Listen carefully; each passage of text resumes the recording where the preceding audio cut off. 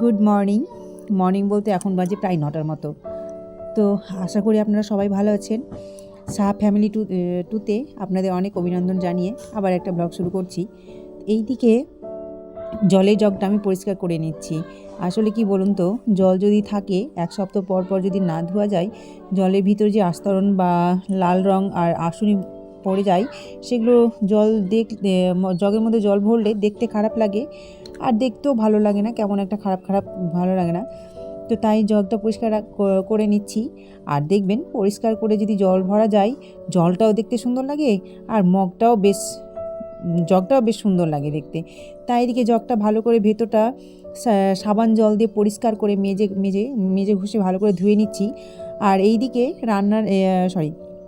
স্নান করা যে বালতিগুলো আছে সেগুলো আমি এক সপ্তাহ পর পর ধুয়ে নিই, কারণ জল রেখে রেখে ভিতরে যে সবুজ অংশ পড়ে যায় শ্যাওলার মতো, আর আর্সেনিকে যে চারদিকে বালতির মুখের গোড়া কানায় কানায় যে আর্সেনিকগুলো পড়ে সেগুলো ভালো করে তুলে নিই। না তো যদি রেখে দেওয়া যায় তো আর্সেনিক বসে যায় আর পরে তুলতে খুব কষ্ট হয়, অসুবিধা হয়। তাই আমি ভালো করে এক সপ্তাহ পর পর প্রত্যেকটা বালতি মগ স্নান করার যাই হোক না কেন আমি ভালোভাবে সাবান জল দিয়ে আর যে স্ট্রোল আছে সেটা দিয়ে মেজে ঘষে ভালোভাবে তুলে নিই। আর এইদিকে সকালবেলা স্নান করার সময় চাদর আমি তুলে রেখেছিলাম কাচার জন্য, কেচেও নিয়েছি, স্নান করেও নিয়েছি। তো এইদিকে চাদর পাতার আগে আমি তোষকটা ভালো করে ঝাড় দিয়ে ফেলে দিই। দেখবেন চাদর কাচা হলেও তোষক যখন চাদর তোলা যায় দেখবেন তোষকটা একটু হালকা কিচিচ করে। তাই আমি ভালোভাবে চাদর পাতার আগে ভালো করে পরিষ্কার করে আমি ঝাড় দিয়ে ধুলোবালিগুলো নামিয়ে নিই। এদিকে আবার চাদর পেতে নিচ্ছি একটা বিছানাতে চাদর পেতে টান টান করে চারিদিক গুজে নিলে দেখতে বেশ ভালো লাগে। বিছানা বলুন আর আলনায় বলুন, চাদর পাতা হয়ে গেলে টান টান করে বিছানা যেমন দেখতে ভালো লাগে, সেরকম আলনা যদি গোছানো থাকে বেশ ভালো লাগে। আলনা বলুন আর এই যে বইয়ের টেবিল আছে, প্রত্যেকটা জিনিসই গোছগাছ থাকলে ঘর খুব ভালো লাগে দেখতে, ঘরে একটা শান্ত শান্ত ভাব লাগে। ঠিক যেমন স্নান করে পুজো করার মতো। দেখবেন স্নান করে যতক্ষণ পুজো না হচ্ছে মনে একটা অশান্ত অশান্ত ভাব লাগে, কখন পুজো হবে। আর পুজো হয়ে গেলে বেশ মনটা একটা পবিত্র হয়ে যায়, শান্ত শান্ত ভাব লাগে। ঠিক সেই রকমই এই যে আমার চাদর পাতা হয়ে গেছে, টান টান করে চাদর চারিদিকটা গুজে নিয়েছি আর চাদরটাও বেশ সুন্দরভাবে পেতে নিয়েছি। এবার যে বালিশগুলো আছে সেগুলো আমি রেখে দেবো, ব্ল্যাঙ্কেট যেগুলো সাইডে আছে সেগুলো ভাঁজ করেও রেখে দেবো।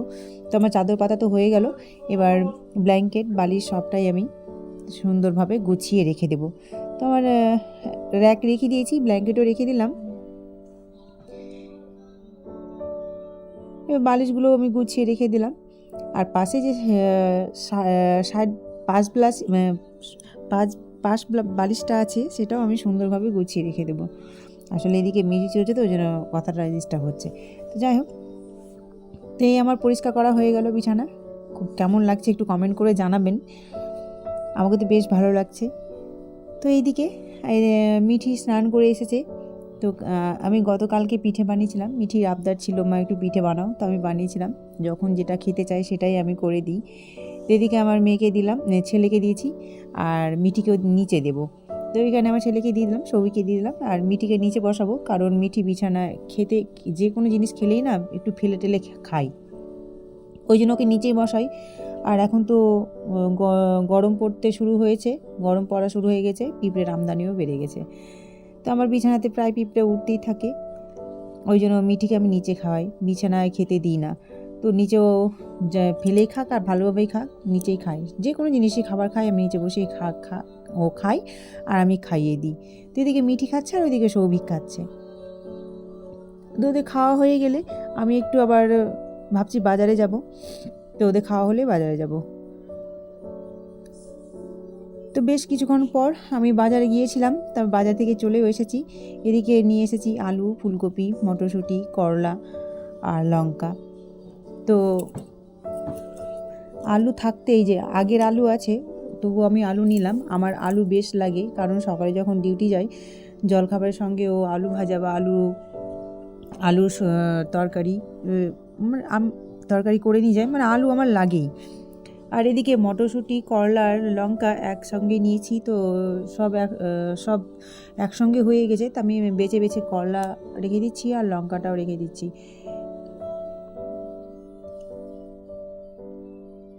আজকে মটরশুঁটি একটু সস্তায় পেয়েছিলাম, তাই 1 কিলো মটরশুঁটি নিয়ে নিয়েছি। আমার মটরশুঁটি বেশ ভালো লাগে, শুধু মটরশুঁটি দিয়ে আলুর তরকারিও ভালো লাগে, ফুলকপির তরকারিও ভালো লাগে মটরশুঁটি দিয়ে, বাঁধাকপির তরকারিও ভালো লাগে, আর পাঁচ মিশানাতেও ভালো লাগে।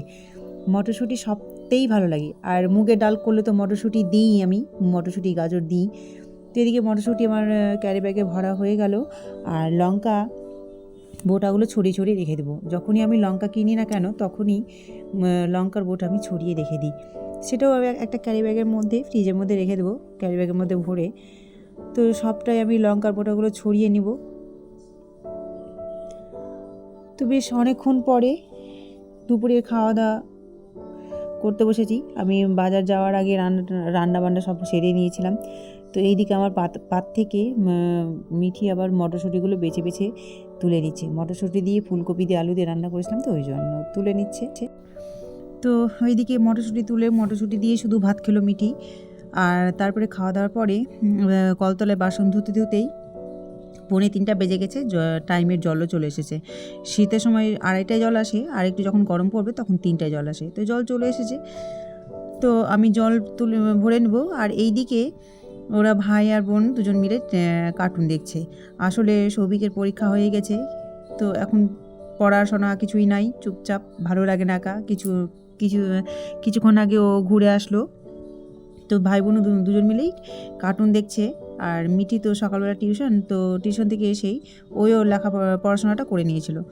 তো এখন কিছু করার নেই, সেই জন্য বসে বসে কিছুক্ষণ টিভি দেখছিল, এখন দেখছে মোবাইল কার্টুন। তো দেখুক। আমি আবার ছাদ থেকে জামা কাপড়গুলো শুকিয়ে গিয়েছিলো, তো আমি তুলে নিয়ে এসেছি, খাওয়া দাওয়ার পরেই তুলে নিয়ে এসেছিলাম। এখন জল ভরতে যাব, তো তার আগেই তুলে নিয়ে এসেছিলাম। এইগুলো আবার ভাঁজ করে নিব জল ভরার পরে। তো সঙ্গে থাকুন, আবার আসছি পরে। তো বেশ কিছুক্ষণ পর জল ভরে এসে জামা কাপড়গুলো ভাঁজ করে রেখে দিয়েছিলাম।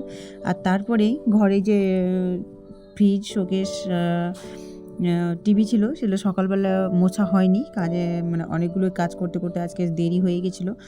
তো বিকেলবেলা আমি ফ্রিজ সব মুছে নিব। তো একটু পরিষ্কার করছি আর কি। ফ্রিজের উপরে যে কাপড়টা পেতেছিলাম তার নিচে একটু ধুলো ধুলো ভাব ছিল, সেগুলো আমি পরিষ্কার করলাম। ফ্রিজটাও পরিষ্কার করে নিচ্ছি। আমি প্রতিদিনই পরিষ্কার করি, মাঝে মাঝে একটু যেদিন কাজে চাপ বেড়ে যায় সেই দিন হয়তো একটু অফ থেকে যায়। তো আমি ফ্রিজ পরিষ্কার করা হয়ে গেছে। ওই যে কাপড়টা পেতেছিলাম, সেই কাপড় তলায় যে ধুলো ধুলো ছিল সেগুলো আমি মুছে নিলাম পরিষ্কারভাবে।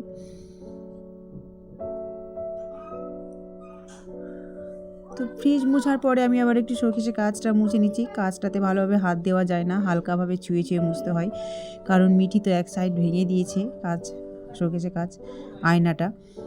তো আমি শোকেসটাও মুছে নিলাম ভালোভাবে পরিষ্কার করে। দেখবেন ঘরবাড়ি পরিষ্কার থাকলে মনটাও ভালো লাগে। তো যাই হোক, আমি প্রতিদিন মুছি, ধুলোবালি সেরকম পড়ে থাকে না, তবুও আবার আজকে মুছলাম। এদিকে টিভিটাও মুছে নিলাম।